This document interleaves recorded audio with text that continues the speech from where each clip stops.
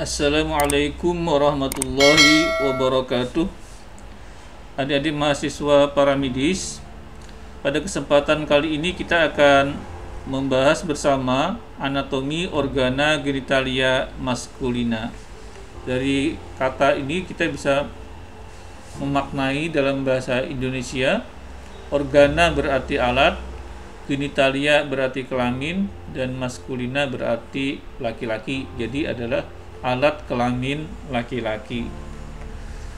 Setelah mempelajari pertemuan kali ini, mahasiswa akan dapat mengidentifikasi organa genitalia eksterna maskulina, mengidentifikasi organa genitalia interna maskulina.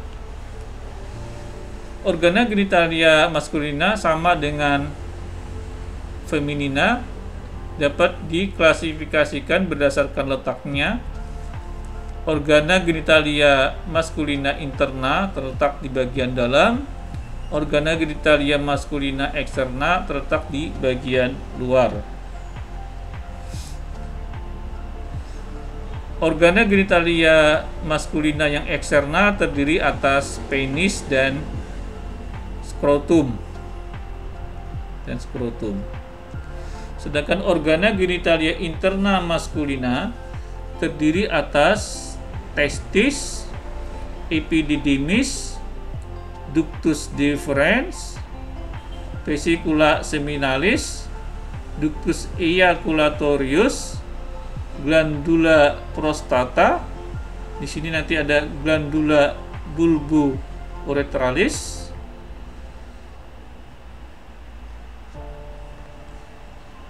dan terkadang uretra juga diklasifikasikan sebagai organa genitalia interna maskulina.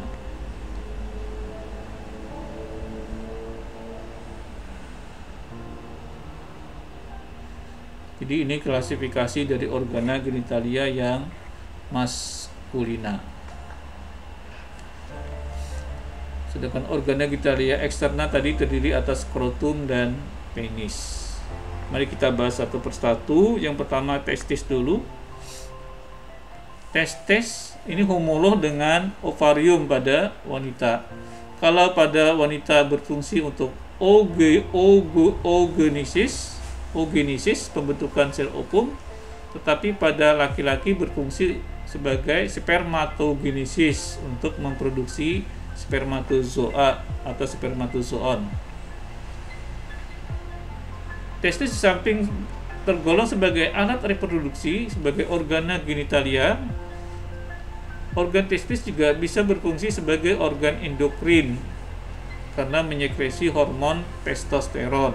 Demikian juga ovarium pada wanita juga bisa berfungsi sebagai alat kelamin, sebagai organa genitalia, dan juga bisa berfungsi sebagai organ endokrin karena ovarium wanita antara lain menyekresi hormon progesteron dan estrogen. Ada hal yang spesifik pada orang yang ke tangan kananan, testis kiri ternyata lebih rendah daripada testis kanan. Dengan strukturnya seperti ini.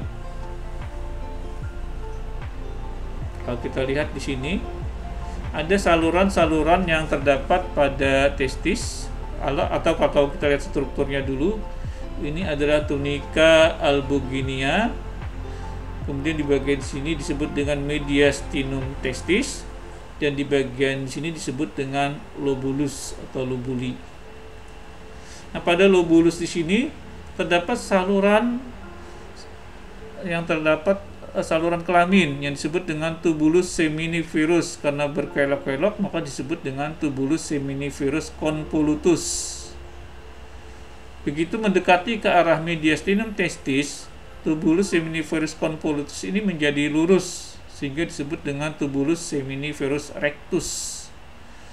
Tubulus seminiferus rectus ini bergabung untuk membentuk rete testis. Rete itu artinya anyaman kayak seperti jala. Nah, dari rete testis inilah kemudian muncul saluran kecil yang disebut dengan ductuli efferentes.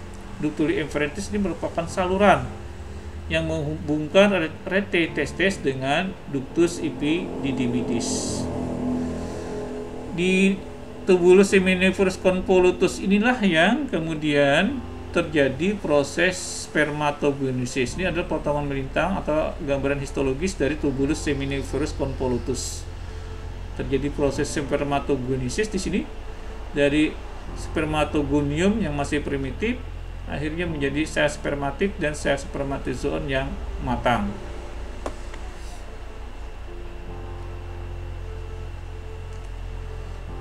Kemudian selanjutnya adalah organ epididymis.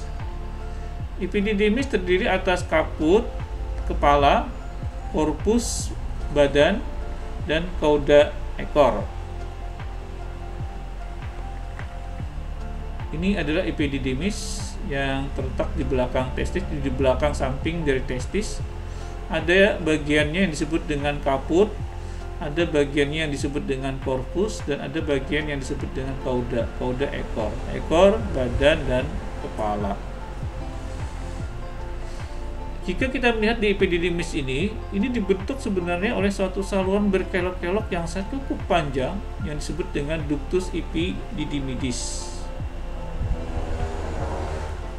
Nah, ductus epididymidis ini berkelok-kelok yang kalau diluruskan panjangnya bisa mencapai 6 meter. Kemudian selanjutnya adalah ductus deferens. Ductus deferens ini berjalan dari epididymis ke funiculus spermaticus, kemudian ke canalis inguinalis, masuk ke dalam rongga panggul, ke dalam cavitas pelvis, kemudian berada di belakang vesika urinaria. Ini adalah ductus deferens atau vas deferens, mulai dari cauda epididymis berlanjut menjadi ductus deferens, masuk ke dalam funiculus spermaticus, lalu ke dalam canalis inguinalis, lalu masuk ke dalam cavitas pelvis, dan akhirnya berada di belakang dari vesika urinaria.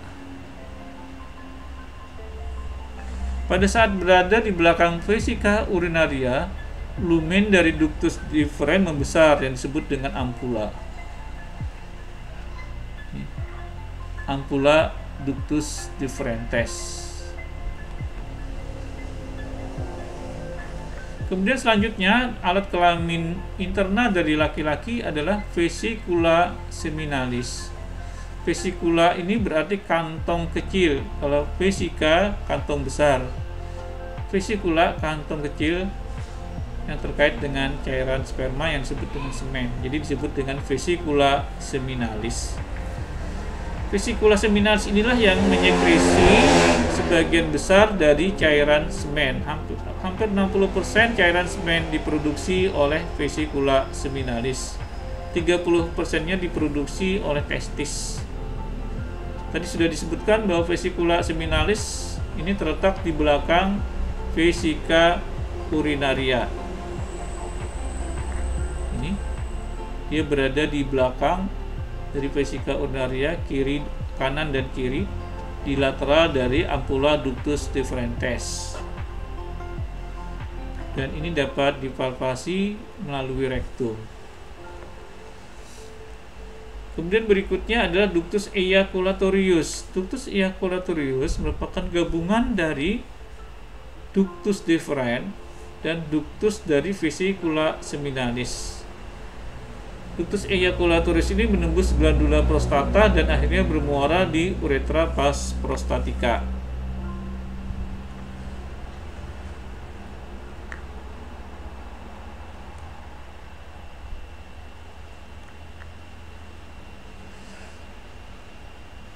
Kita lihat dari gambar sini, gabungan dari ductus deferens dan ini ya, ductus deferens dengan muara dari vesicula seminalis akhirnya membentuk ductus eiaculatorius yang menembus glandula prostata dan bermuara di uretra vas prostatica. Kemudian selanjutnya adalah glandula prostata, kelenjar prostat. Ini dibentuk oleh massa otot polos, jaringan ikat fibrosa dan kelenjar, sehingga memang organ ini cukup padat dan dapat dipalpasi dengan jari melalui rektum. Tadi sudah disebutkan bahwa glandula prostata ini berkontribusi sebanyak 30% dalam produksi cairan semen, dan baunya adalah khas, bau langu. Di glandula prostata ini mempunyai 2 lobus lateralis dan 1 lobus medius dan 1 lobus anterior. Pada penyakit tertentu di mana terjadi pembesaran yang disebut dengan hipertrofi atau perbanyakan dari jumlah sel yang disebut dengan hiperplasia, hipertrofi dan hiperplasia glandula prostata. Kalau terjadi pembesaran pada lobus medius, yang lobus medius ini adalah berada di belakang dari uretra vas prostatica, menonjol ke lumennya, maka pembesaran itu nanti bisa mempersempit uretra vas prostatica sehingga bisa menimbulkan gangguan dalam mengeluarkan urin, sampai tidak bisa mengeluarkan urin kalau ukurannya sudah sedemikian kecil. Kemudian berikutnya adalah glandula bulbo-uretralis. Glandula bulbo-uretralis ini terbenam di dalam otot yang disebut dengan musculus sphincter urethrae di posterior vas membranaceae uretra.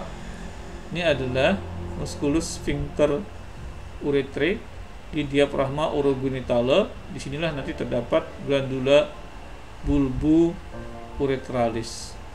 Ductus excretoriusnya kemudian bermuara ke uretra di bulbus penis, tepatnya di fossa intrabulbaris.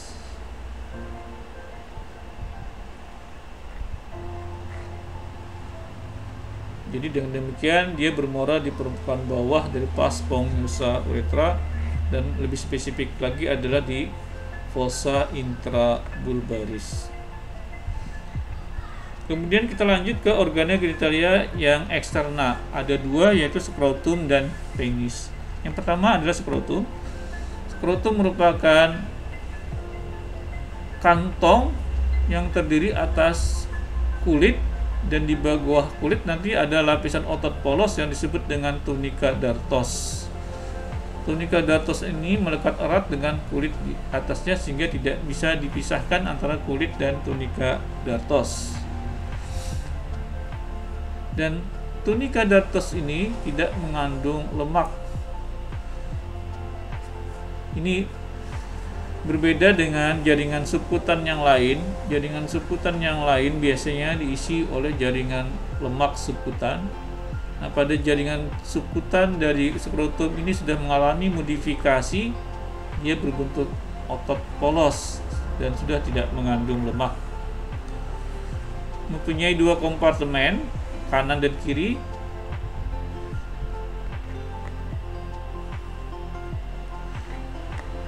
Kemudian yang selanjutnya adalah penis. Penis merupakan alat kopulasi. Jadi kalau pada laki-laki yang berfungsi sebagai alat kopulasi adalah penis, sedangkan pada wanita adalah vagina. Kemudian pada penis ini terdiri atas radix, akar, korpus, batang, dan glans, kepalanya. Akar terdiri atas 2 krus, atau kalau jamak 2 krura. Krus ini maksudnya atau dalam bahasa Indonesia disebut dengan kaki, dan 1 bulbus. Krus penis berlanjut menjadi korpus cavernosum penis, sedangkan bulbus penis berlanjut menjadi korpus spongiosum penis. Korpus spongiosum penis berlanjut menjadi gland penis. Ini kita bisa lihat dari gambar yang ini. Jadi penis ini terdiri atas gland, korpus, dan radix. Akarnya ini terdiri atas bulbus dan krus. Bulbus tunggal, krus 2. Krus penis kemudian berlanjut di korpus penis menjadi korpus cavernosum penis. Krus penis berlanjut menjadi korpus cavernosum penis. Sedangkan bulbus penis berlanjut menjadi korpus spongiosum penis dan berlanjut menjadi glans penis. Demikian yang bisa saya sampaikan. Adik-adik kalau mau mempelajari lebih lanjut tentang materi ini, silahkan dibaca pada daftar pustaka yang dicantumkan di sini dan ini. Demikian yang bisa saya sampaikan. Akhir kata kita ucapkan alhamdulillah. Assalamualaikum warahmatullahi wabarakatuh.